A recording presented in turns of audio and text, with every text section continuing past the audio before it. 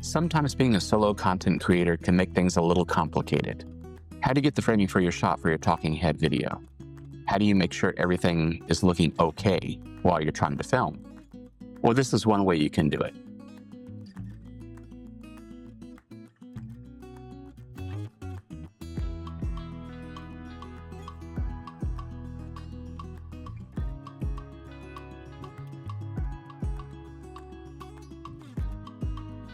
So as you can see, I've got everything mounted on one tripod. I have a Neewer V-mount battery that's clamped onto one of the legs of the tripod. The tripod is also a Neewer. Then I have an iPad Pro, also clamped onto one of the legs of the tripod, also using some magic arms. Then of course I have the camera on top of that. So with the V-mount battery, if I'm running low on my iPad, I can always plug it into the iPad. Or if I start to run low on my camera, I can plug it into that as well. If you don't have an iPad, you can always use your smartphone. I am using Sony's Creator app.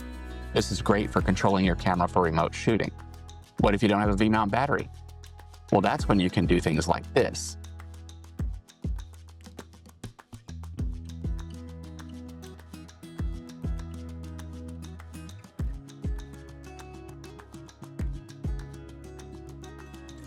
So if you have a power bank, you can strap that to your tripod as well. And depending on how powerful of a power bank it is, you can use that to power your iPad or a monitor of some type, as well as your camera.